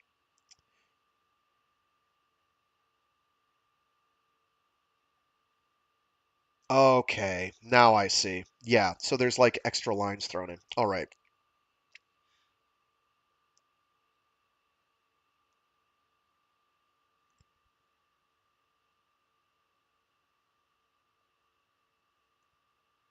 He reined up briefly and said, Here's to you, stranger. Take care, he said cheerily, tilting the jug. Foss looked. I'm sorry, this is like. If I could take a picture of this, you'd see what I mean, because it's just baffling how this was allowed. Um, anyone reading this would be confused. I'm sorry. It's not just me.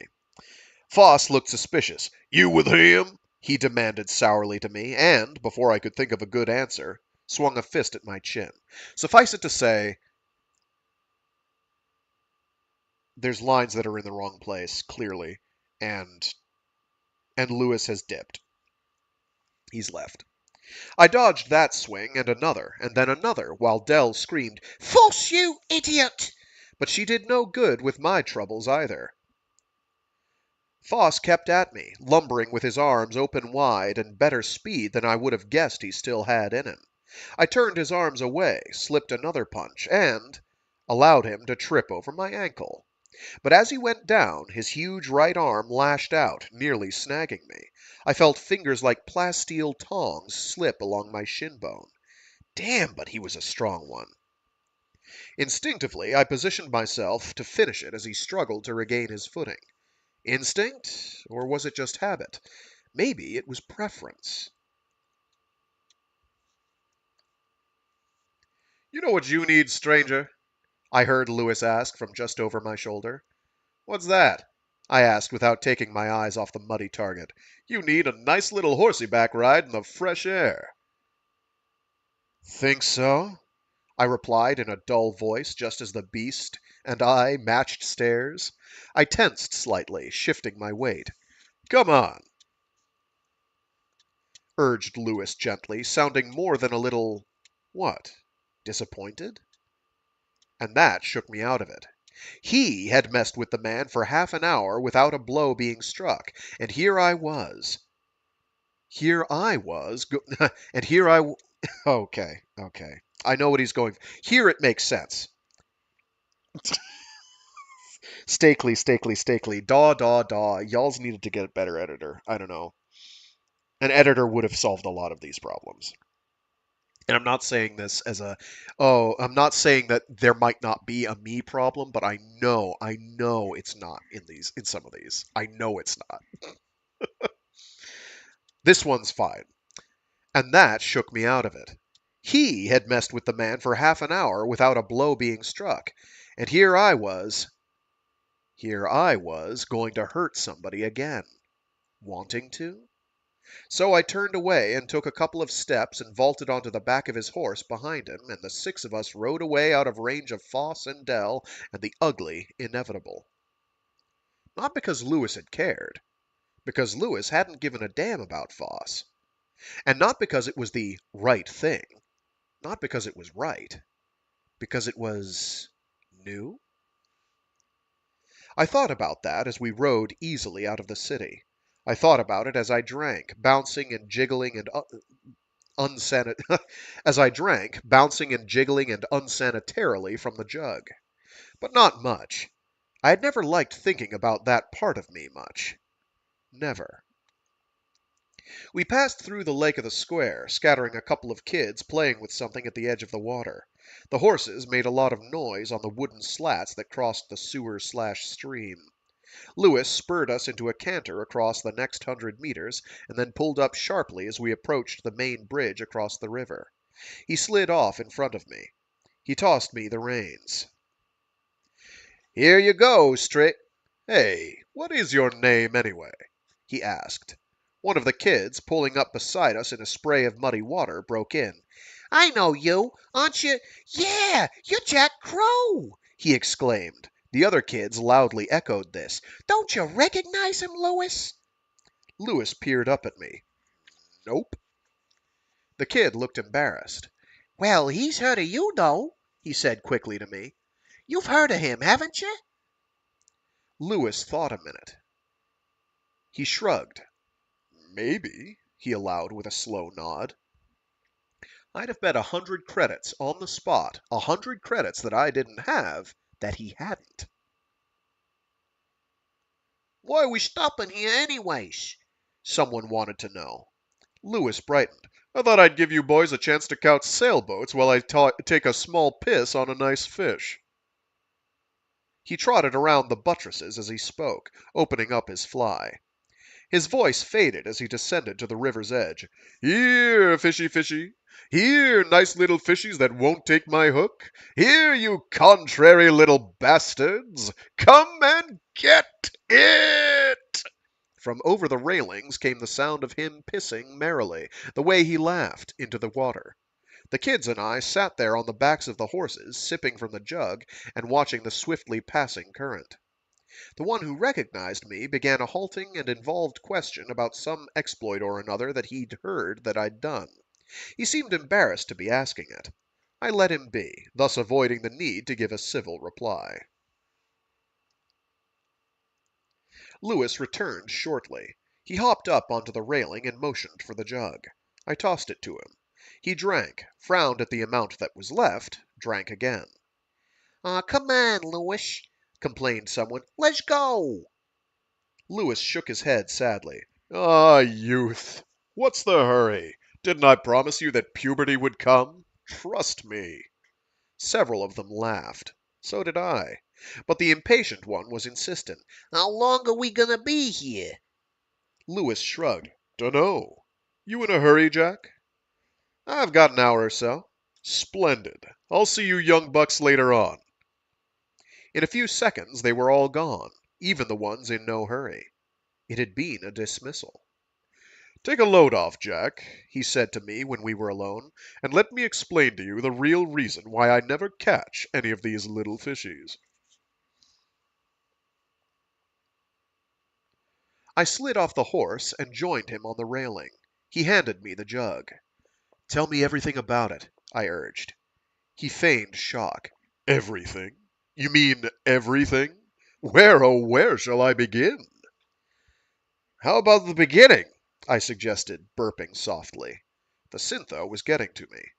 "Nope, not the beginning. I've been there already. It was worse than it is now, and I want to tell you, Jack, right now is a dark, dark time." "What seems to be the problem?" I asked, all sympathy. "The real problem, Jack? Or," he struck a tragic pose, "the real problem?" I pretended to give it some thought. "The real problem," I said at last in a hushed whisper. He eyed me narrowly, as if judging my trustworthiness. Then he glanced around us to be sure he wasn't overheard, just as if we weren't really half a kilometer from anyone. The real problem with these fishies and me is personality conflict. I laughed. That's it, he said. Laugh. But I will bet you that I can prove to you right here and now, using logic, insight, and Syntho, that what I am saying is true. And damned if he didn't do just that. His way, anyhow. The man was an absolute marvel.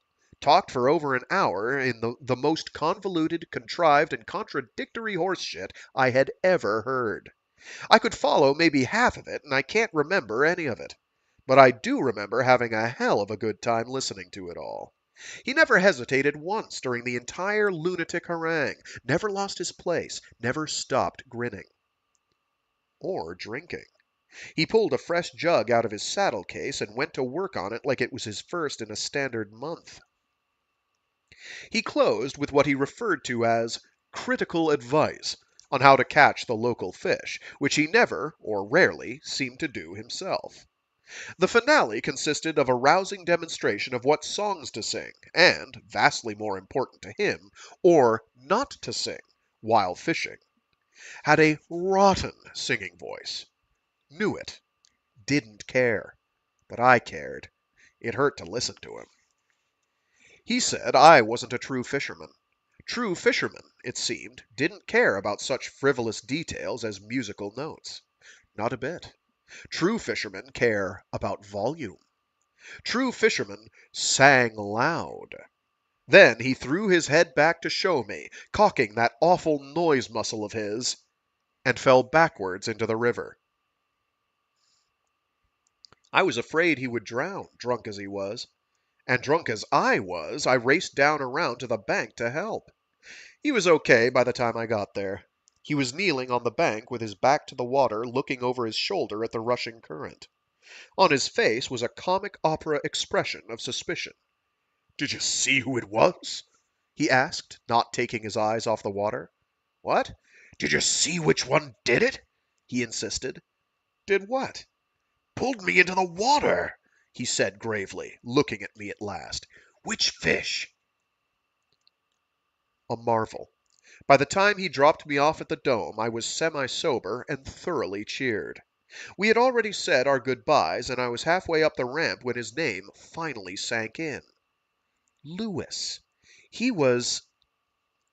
I turned around and searched the landscape for him. I heard him before I saw him, galloping lazily out of sight over the gentle grassy slope that rose away from the river and the city, and loudly practicing what he had referred to as scream singing. This was supposed to be the guy that owned Sanction?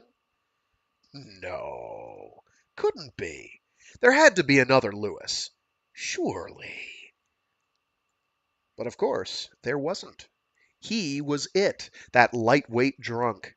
He was the owner, ruler, master of everything in sight. I laughed on my way up the rest of the ramp, and then I stopped laughing, because it wasn't really funny. I suddenly appreciated Borglyn more than ever, for this place had been a perfect choice. It was just what he needed.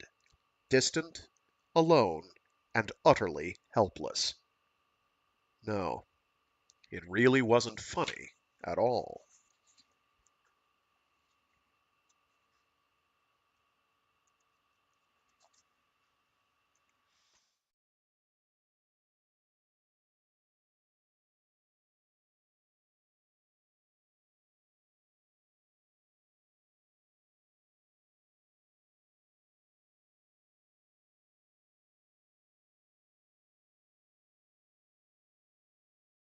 Chapter 11.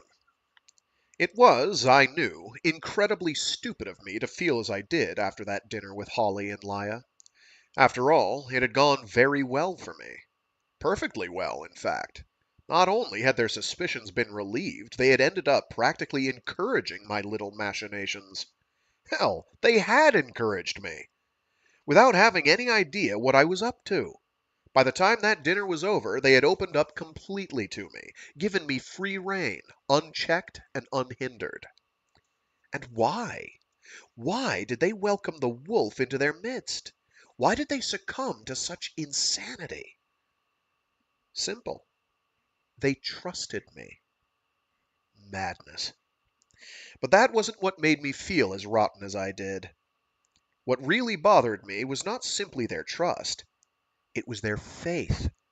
The two of them looked at me with it shining from their eyes.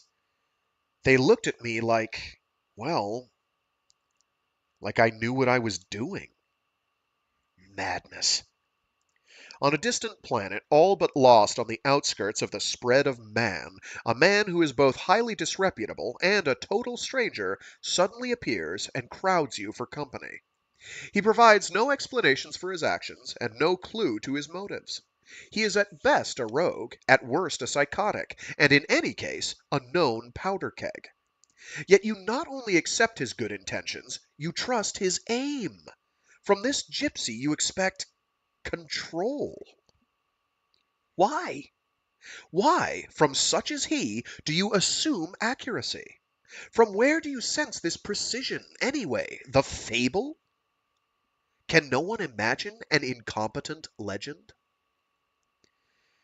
It started off predictably enough. The three of us sat eating and chatting alone in the main dining room.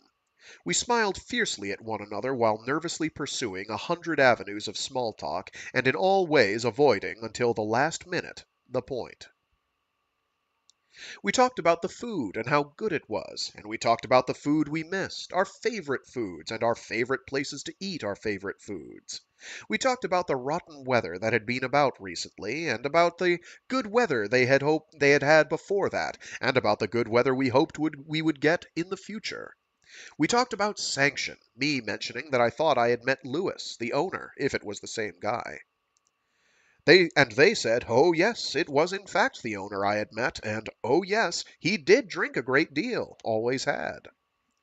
Lia mentioned some gossip she had heard about Lewis's having been sent here by a wealthy and influential Earth family who had been embarrassed by the scandal of having what was, face it, an alcoholic son. And we all agreed as to how that made some sense, or it was a good story anyhow, ha ha, and then Holly told me about the strange thing that had happened when they got an uncontrolled mutation once and had to shut down the synthovats completely. Seemed that Lewis had simply stopped drinking until the syntho was ready again, refusing to accept their offer of real liquor from the project stores, and thereby forcing himself to go over 2 standard months without a drink. And all we agreed and we all agreed that that was certainly unusual behavior for an alcoholic. Yes, it certainly was, by golly. And then we sat there staring at one another and still smiling like crazy. Then Holly spoke up at last. Speaking of Sanction, he began, and then talked about what a nice place it was, how Earth-like and so on. Lots of planets like that, Lia added, and then we played the game of naming all the other places that we could think of. How convenient for us, somebody said, and we all laughed. I mentioned something about it bothering me, all those man places, how I thought it was a little spooky, and we all laughed again, ha ha, stringing it out as long as we could to avoid that damned silence, but still ending up staring and smiling for several seconds, until Holly cleared his throat and talked about an interesting item he had read off the fleet beam on that very subject, and I said, oh, what was that? And he said it was very interesting, really, that it seemed there was some sort of religious cult that believed that all these planets had been designed just for us. Oh, really? That is interesting. Yes, isn't it? These people think there is a trail of these planets, and if we follow it to the galactic core, we will find and meet the builders. Meet God himself, I guess they meant, ha ha ha. How about that? Yes, how about that? Huh. I could see how nervous they were. More, I could see how embarrassed they were. And I could see that they wanted me to start it all off, had seen that in their eyes from the beginning. And I wanted to. I wanted to lead into it myself so that I would seem more upfront while at the same time controlling the discussion somewhat. Only I couldn't think of anything to say. Not a thing. It was inexcusable. What I needed, and quickly, was an extremely plausible and not too elaborate lie or set of lies, and why, for God's sake, didn't I have it ready? Why hadn't I taken the time to think of something instead of wasting my day with two different kinds of idiots, fighting idiots and drinking idiots, the way I had? Damn! I had thought, initially, of trying to get Holly off alone to pull it off. I knew I would have a much easier time with him alone. He would have been even more nervous by himself. He would have been eager to glide past those anxious moments, perfectly willing to buy my non-answers. Anything to avoid turmoil. And damn near anything to keep palling about with the great and exciting and romantic and just a wee bit notorious, for spice, Jack Crow. But Liah would have squashed it all if we had left her out. Not that he couldn't have ignored his own doubts without help. It's just that he could never stand up to her actual opposition. If she wasn't satisfied, he couldn't be. Sooner or later, make that simply soon, we would be sitting there again with Holly reluctant to demand more and me reluctant to give it, but both of us having to. By the strength of her will alone, she could force us to both do the one thing we dreaded most. Get to the point. Just what was I up to?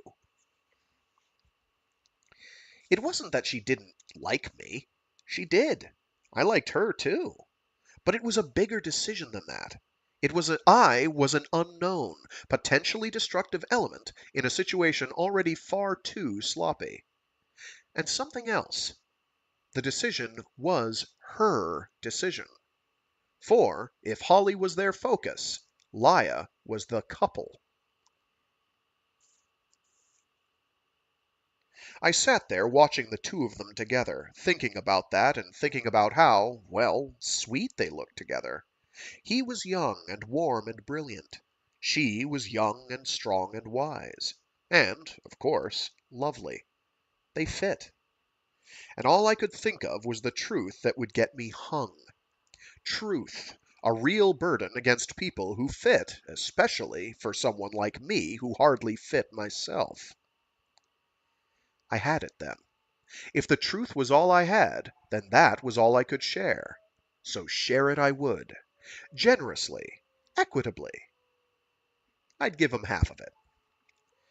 I cleared my throat. Firmly. They saw the cue, sat up a little bit straighter, just managed to avoid the impulse to trade a brief glance. Holly, you've been most kind and very patient. Both of you have. I added, with a quick smile for Liah. She responded in mechanical kind without blinking a lash or easing back one bit. But I know you want to know. Just what does someone like me, interstellar pirate, want here? They smiled a little at the pirate part. Not enough. Well, the fact is, Holly, I continued, and then stopped, took an obvious breath, shined what I hoped was a conspiratorial smile, and said, I can't tell you. I saw it. I saw them, felt them freeze, counted a single beat, then jumped in to thaw them out. Of course, I wanted to tell them, and of course there was something in the works, but then I was sure they had suspected that, knowing me as they did. Sigh. I followed that crap with more crap just like it, on the principle that lots and lots of nothing can sound like something. And then on to the obligatory truth part about how I wouldn't want to do anything to damage their situation, and how I didn't expect that I would, but that, also obligatory, I would certainly understand if that was unacceptable to them. I certainly would. And if they wanted me to stay out of their way and move to the city, all they had to do was say the word, and out I'd go. Yes, sir.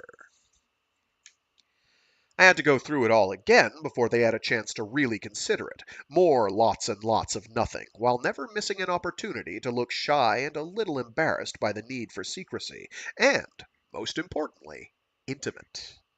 Intimate in the sense of acting like they understood what it was like to be me, since they were so exciting and knowing themselves. Stringing that out, layer upon layer, until the rhythm was right for my secret, personal confession that I really hated to burden them with. It wasn't their problem, after all. Holly jumped to assure me that I could speak freely, snatching at his cue. Lia echoed his assurance, snatching at hers. Only the bolt of lightning, which should have torn through the ceiling of the dome and splattered my lying teeth on the dining room table, but didn't, missed its cue. The other reason I want to stay with you, is that, well, I hate the city. Holly, I hate those people. I've spent too much of my life with people like that, and with you, it's nice. And I'm just so tired of pounding the fools who are always out trying to test themselves against Jack Crow. I gave them a minute to enjoy the compliment and have fun pretending to feel an understanding sorrow before. And I am interested in your work, Holly, and I do want to hear whatever you will take the time to explain to me, though I know there's nothing more boring than trying to explain things to a layman. On the contrary, Jack, he said quickly, Come on, Holly, I said with a wave. You don't have to pretend with me. I know the last thing you want as an audience, knowing damn well he wanted nothing more in the whole wide universe. On the contrary, Jack, he repeated, I'm terribly flattered by your interest. I just hope I won't bore you. Not a chance, Holly. I'm the sponge type. I do think we have a few projects of interest in the works, and without getting too technical, he began before becoming too technical almost at once. It didn't matter. I was only half listening. The other half was waiting. For Lia. Because it wasn't over until she said it was. So I sweated. Holly had already bought it all, luxuriating in the brotherhood of anything even faintly man to man. I had thrown in the part about wanting to stay with them for her, mostly, figuring she would demand, in lieu of facts, something personal at least, before being satisfied. But was she? I could damn near feel her probing gaze, which had not strayed 1 inch from my eyes the whole time. She's not buying, I thought at last, mustering more sugar cloud to float toward her, when suddenly she relaxed. And I knew I was in. I could turn and look at her then and smile. She smiled back. It was a sweet smile, a warm smile, and, incredibly, an I'm sure you'll do the right thing smile. Madness. But I don't know what I'm doing, I shouted from my mind to hers. How can you, you stupid bitch? Your faith in me is insane. But her gaze didn't even darken. She had decided. And that was that. I shuddered, passing a hand over my eyes. It was so stupid to feel this way. What was I upset about, anyway? Winning, for Christ's sakes? What the hell? Guilt for deceiving her? For being able to? Damn it. Forget it. Go on, go on. It's a done thing, a completed task. Go on. As regards the armor, I blurted blindly, interrupting Holly in mid-esoterica. Why, yes, he said, surprised. I was just coming to that. You do follow this, don't you? I didn't hit him. I just clamped down and tried to slide into his voice, into the sense of what he was saying. Long, slow, deep breaths. I bolted suddenly upright as, out of the blue, I realized what it was he was suggesting. But, Holly, the one thing that everybody knows about battle armor is that no one but the owner can wear it. You'd be crushed. Holly smiled, completely unconcerned. Oh, of course I would, Jack, he replied happily. I know that. I'm not planning to wear the suit, not even the helmet. But, Jack, he added, looking excitedly at me and leaning forward across the table eagerly, what if I could use the routing feeds to another helmet? I stared at him. Why? I asked. He looked surprised. "The record, Jack! The record is in there!" "Then why not just play the coil?" "Because it's not on the coil, like I've been saying." "Oh. Oh. Electromagnetic scattering of some time has caused it to bleed off."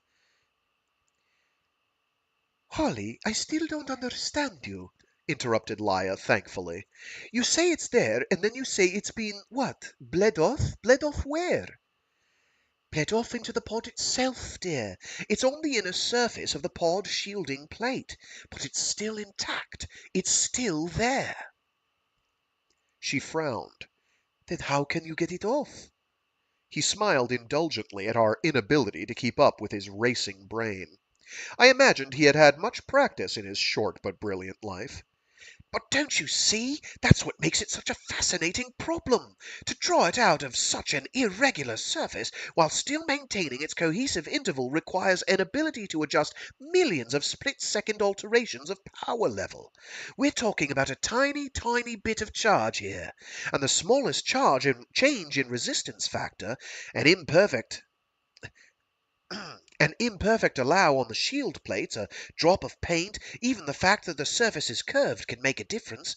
You see, if you draw it too quickly, the chain breaks and the electrons lose their cohesion. If you draw it too slowly, then the field halts for the microsecond required for it to produce its own field. And bingo! It's gone." "You mean you'd lose the record?" I prompted. "It would go blank?"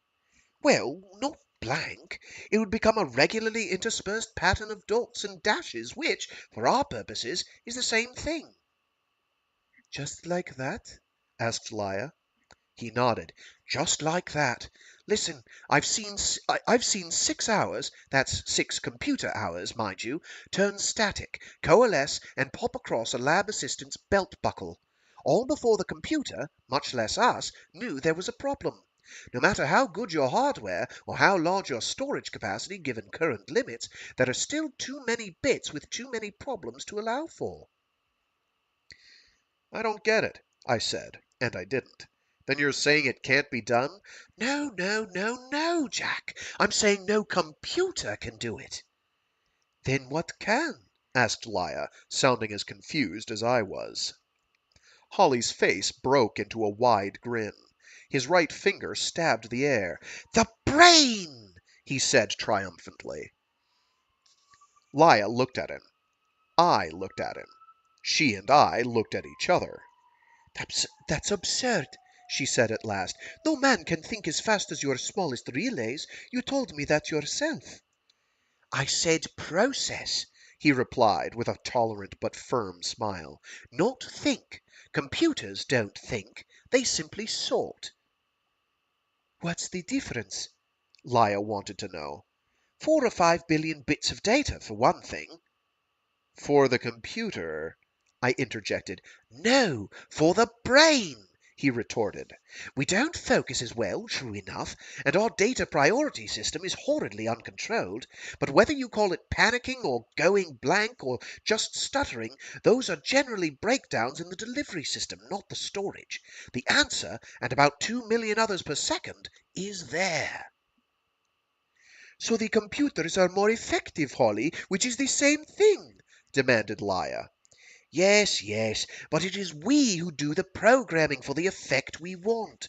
Computers are, in limited areas, much better devices, but we are vastly superior machines." I took a deep breath. "Let me get this straight. You're saying that in order to suck this record out of that pod, it takes a zillion decisions every second, which then require an equivalent zillion alterations in the strength of the pull, right?" "Right." "And you say that no computer is fast enough and big enough at the same time." "Right now, Nana. Maybe later. They do marvelous things with fluidics these days." I waved that off. "Don't confuse me. And the only thing that can make those instantaneous decisions and the like is a human brain?" "Right again. You see—" "Just hold it a minute, Holly," I blurted, more bluntly than I meant. "I still don't get it. You're talking about all this computing being done on an unconscious level?" "Yes." Lia looked unhappy. But nobody could. How could you direct the focus of your unconscious mind to do this for you?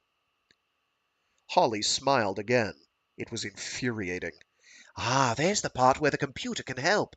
It's not so much a matter of concentration in the conventional sense, it's more a matter of frequency. It's just a problem of getting the two brainwave patterns close enough so that they begin to work in harmony and... He stopped when he saw the shocked look on our faces.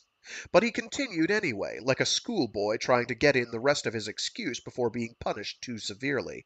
You see, if your drawing field, your brainwave in this case, is on a compatible interval pattern, then all those adjustments would be made automatically.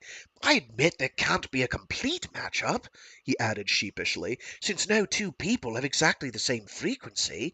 Both sides would have to give a little. Give a little? Lia shouted with outrage. You're talking about allowing a machine to alter your brainwave pattern to fit someone else's? Only briefly, he insisted lamely, and not very much. And it wouldn't really fit. I mean, you wouldn't be able to read his thoughts, or... My God, Holly, I began. You're insane, Lia finished. It would drive you crazy. There was a pause before we all laughed at the absurdity of her remark. It lowered the tension level somewhat. But the issue, with all of its implied horrors, still hung before us. It might very well, you know, I said seriously. It could cause all sorts of psychological damage. It might simply burn your ego away. Holly sat up straighter in his chair. He looked offended. I believe I have made allowances for such a problem. Special entry and exit procedures, for example. It's madness, muttered Lia bitterly. It's wrong. You're being emotional, Lia, and only because you can't think of any rational objections. All right, Holly, I said, rising to the challenge. Here's one. What if you're him in there? I beg your pardon? What if you became him? At least thought you were, anyway, as long as you were in there. You would be reliving for the first time and then forgetting afterwards. He regarded me quizzically. Complete submersion? Hardly likely, Jack. The brain is self, after all. You would conflict first. There's still some ouch in that, I pointed out. Yes, but if you consider the... That's just what you're not doing, Holly Ware, blurted Lia angrily. She had become quite upset. I saw tears in the corners of her eyes. She was terrified by this. I didn't blame her. When did you come up with this insane notion, anyway? He met her gaze without blinking. Just now, he said, in the absolutely unmistakable fashion of one who knows what he is and what he is doing, and who also knows that he and he alone is qualified for it. An interesting thing happened then. Lia backed down. It caught me by surprise, left me wondering if, in my own stereotypical haste, I had misjudged the young mad scientist. But then I had it. She was not giving in to his machismo. She was retreating before his expertise. Holly was, after all, the genius. Well, she said after she had calmed a bit, I don't want to talk about this any more today. I need a little time to get my feet back on the ground, and then I shall certainly dream about this tonight. The last came with a tiny self-deprecating smile, a gesture which made the sculptured lines of her mouth seem even more delicate and frail than before. It was especially endearing, even for her. Holly and I agreed with matching smiles of relief. We all went through the straightening and adjusting needed after too long at the table. We stretched, yawned, grinned. At the door I turned to shake hands with Holly, and found that I was doing it with a man I had not yet met. It was a man who seemed to me to be, at that time, the very best of Holly Ware. His grip was firm, his eyes bright. He looked more confident than I had ever seen before. Oh, sorry. His grip was firm, his eyes bright. He looked more confident than I had ever before seen him. And more, he looked excited, hopeful, eagerly intrigued. Lia, despite her own buoyancy having apparently returned, seemed a faded shadow before the warmth of his creative glow. The image of those two at that moment struck something in me. It stayed with me, hanging before me, as I went through the seal and down the passage to my own suite. I couldn't stop thinking about the way her face had looked, set with gentle firmness, eyes lifted to him, half turned to him, half eclipsed as his moon. And I couldn't stop thinking about something else, that there was little wonder that such women preferred the Hollies to me. The only time I ever looked that alive, I was probably killing. Damn. The lounge was dark. There was no sign of Cortez anywhere. I thought for a moment that I had stumbled into the wrong suite. Then I saw the light filtering through underneath the door to my bedroom, and I froze, stock still, in my tracks. I could feel her. I wanted a cigarette, but reaching for it seemed a noisy affair. Not loud enough for anyone to hear me from the bedroom. I wasn't worried about that. I didn't want to make, well, any sound. Absolutely still. Dead still. Rock still. Bolted to the floor and long empty tubes for my arms. Long enough, like that, and it would all go away or better. Much, much better. They would come for me and take me out, lift me up and away and say everything is all right. Of course you failed, but you were only... I shrugged mightily, violently, forcing my boots to make that horrible, rasping, barely audible shuffle across the carpet as I stepped up to the door and eased it open with my wet hand. Upper lamp on lowest gain, glowing down to white sheets and yellow hair and golden skin. So much gold for so little skin. And all of it, the gently rising flat tummy, the wide eyes closed or shielded or hidden, the positively dreamlike sweep of lines from throat to forehead and back again to the partial view of more yellow hair, but tufted, promising more hair and more gold. All of it glowing back up into the lamp, shaming it, shaming me. I could feel her. From the doorway I could feel her. And she was real. Karen was real, had been all along. This other thing, this vague dream, this fantasy, only now half remembered of a ship of my own without cares or destination, or, face it, purpose, this sloppy goal was never as real as the vision of her exquisite promise in my bed. I stumbled out the door, easing my wet hand, trembling from the plastic door. Okay, that was repetitive. I sat, then lay on the couch, my tubes and trembling neck. Why didn't I? Why didn't I? A worthless sacrifice, a horrible choice. Even if it was real. Even if it did hurt. Or especially. Or not. I slept, my face feeling sunburned somehow. Blasted.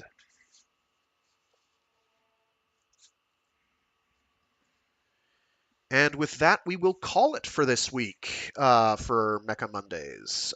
We will do more next Monday. Hopefully, people are enjoying. I'm sorry about the asides for questionable editing. Me being completely bewildered because the narrative is being mangled somewhere along the line. Let's see, where are we? Where are we? Yeah, that should be perfect. That should be about perfect for next week. Alrighty. Yeah, that'll get us right to part 3 next week, and then I will be gone for 2 weeks, probably, and we'll go from there. That'll get us right about to the halfway point, which is perfect for my purposes. So for the rest of this week, we do have on Wednesday we'll be reading, from Termush, a novel by Sven Horm, translated by, who did the translation? Sylvia Clayton. It's a short book. We're not going to get through it in one go, but we will get through probably half of it, give or take. We'll see. I mean, if I can bang it out in 2 goes, I'll happily do it. That would be great. I would be more than happy to bang it out in 2. Actually, honestly, I probably can, because it's like 100 pages. I do 50 each. Yeah. Yeah, okay, that's the plan. That is the plan. We will bang out Termouche this week and next week. Um, excellent.